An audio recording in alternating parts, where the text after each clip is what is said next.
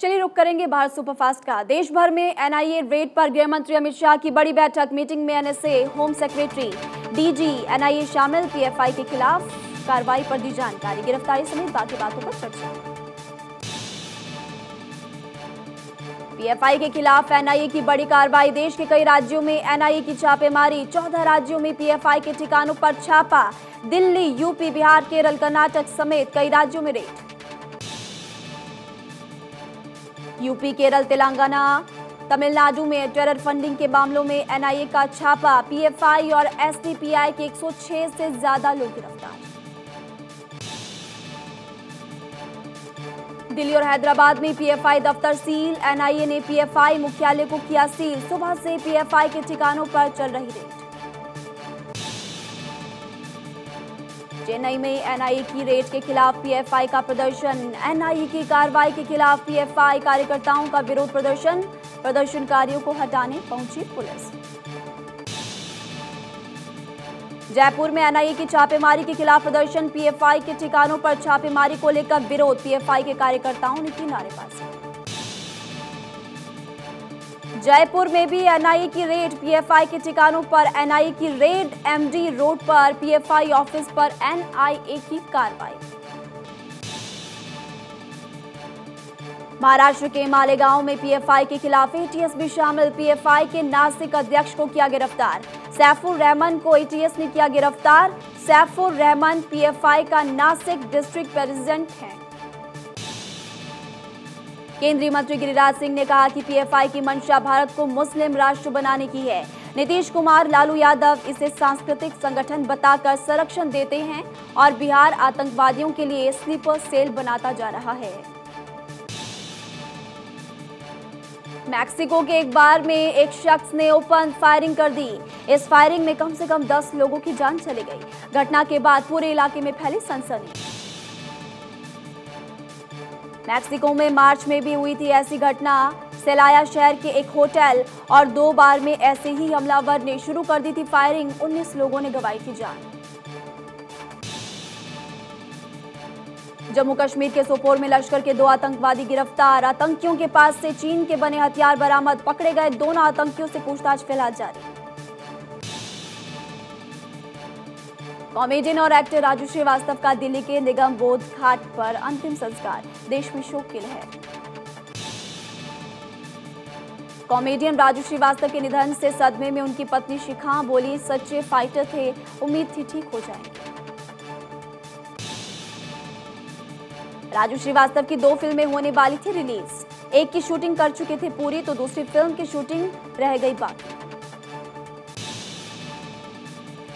दिल्ली में मोहन भागवत की बैठक। मुस्लिम बुद्धिजीवियों के साथ भागवत की बैठक। इमाम उमैर अहमद भी बैठक में मौजूद। करीब 1 घंटे चली मुलाकात। यूपी विधानसभा में दिखी मिशन शक्ति की तस्वीर। विशेष सत्र की कार्यवाही जारी। विधानसभा के लिए आज का दिन ऐतिहासिक। महिला विधायकों के लिए विशेष सत्र चलाया जा रहा। सदन की शुरुआत में सीएम योगी ने सदन को संबोधित किया। योगी ने कहा कि भारत में महिलाओं का विशेष स्थान। उन्होंने यूपी विधानसभा में मौजूद महिलाओं को नमन किया है। साथ ही इतिहास में दर्ज महिलाओं को किया याद। प्रधानमंत्री नरेंद्र मोदी आज केदारनाथ के पुनर्निर्माण कार्यों का ड्रोन कैमरे की मदद से निरीक्षण करेंगे। उत्तराखंड शासन और प्रशासन ने पूरी की तैयारियां। नवरात्र में अहमदाबाद को पीएम मोदी मेट्रो की सौगात देंगे। 29 और 30 सितंबर को करेंगे गुजरात का दौरा। 30 सितंबर को मेट्रो ट्रेन को दिखाएंगे हरी झंडी। गृह मंत्री अमित शाह से महाराष्ट्र सीएम एकनाथ शिंदे की मुलाकात। करीब आधे घंटे तक चली दोनों नेताओं की मुलाकात। विकास कार्यों, कानून व्यवस्था के मुद्दे पर चर्चा की गई। सीएम एकनाथ शिंदे की अमित शाह से मुलाकात पर उद्धव ठाकरे ने की आपत्तिजनक टिप्पणी। कहा, महाराष्ट्र के प्रोजेक्ट दूसरे राज्यों में क्यों जाते हैं? इस बारे में वो पीएम से बात क्यों नहीं करते? क्या उस पर बोलने की हिम्मत नहीं है?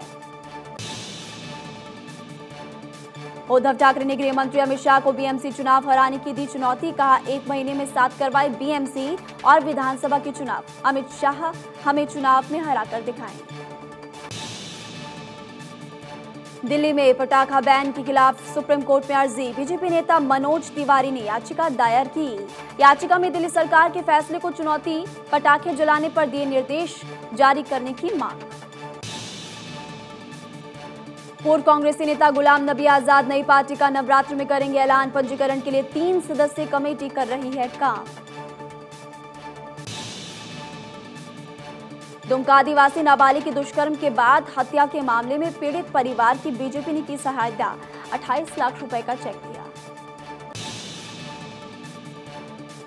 महाराष्ट्र के गढ़चिरौली में एक महिला सहित 2 नक्सलियों ने किया आत्मसमर्पण। दोनों पर कुल 6 लाख रुपए का घोषित था इनाम।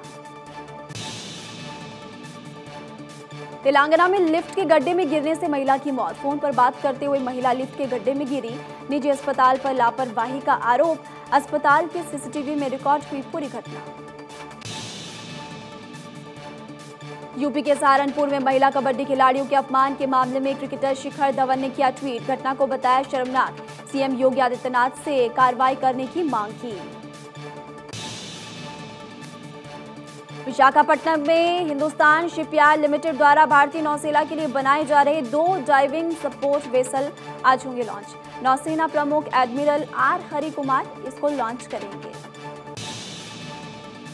मुजफ्फरनगर से खिलाड़ी सुरेश रैना की रिश्तेदारी की हत्या करने वाले दोनों आरोपी गिरफ्तार। माफी मांगते हुए वीडियो वायरल। यूपी के चंदौली में पुलिस के हाथ लगी बड़ी सफलता। 50 लाख की हेरोइन के साथ 2 अंतर्राज्यीय तस्कर गिरफ्तार। मंदसौर में फिर चला प्रशासन का बुलडोजर। सरपंच इकबाल खान की बहन के घर पर चला बुलडोजर।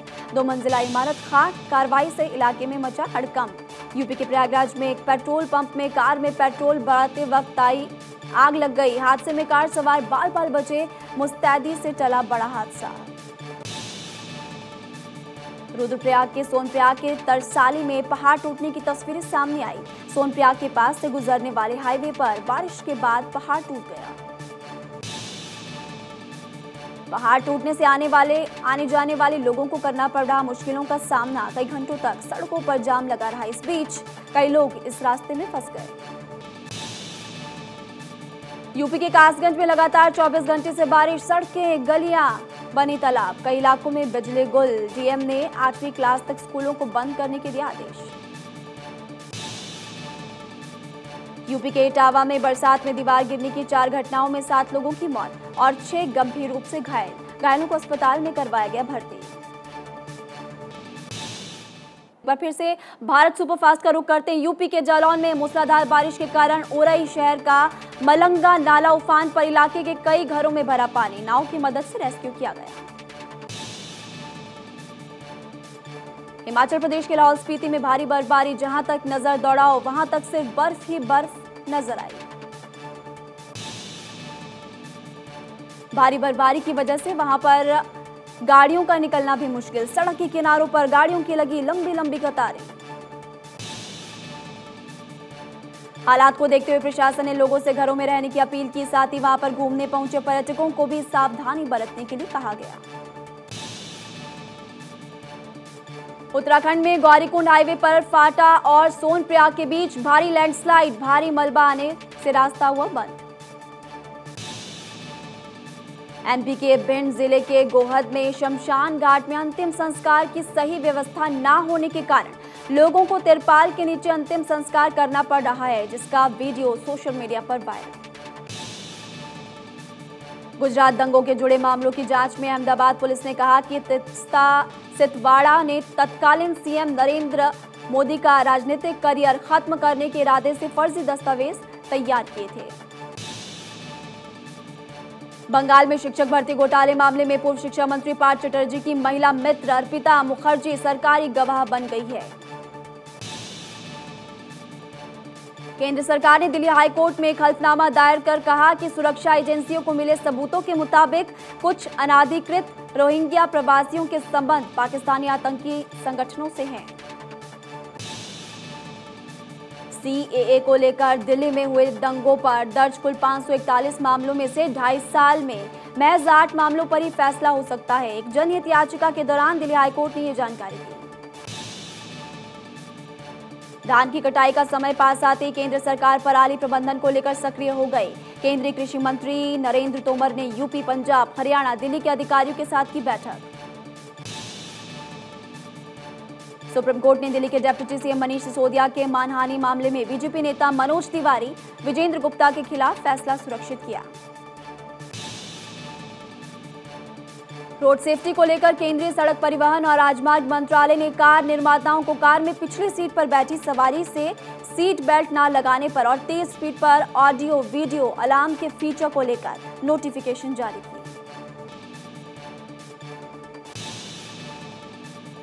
नेपाल के राष्ट्रपति विद्या देवी भंडारी ने नागरिकता विधेयक को मंजूरी देने से इनकार कर दिया। इससे नेपाल में संवैधानिक संकट गहराने के आसार हुए पैदा।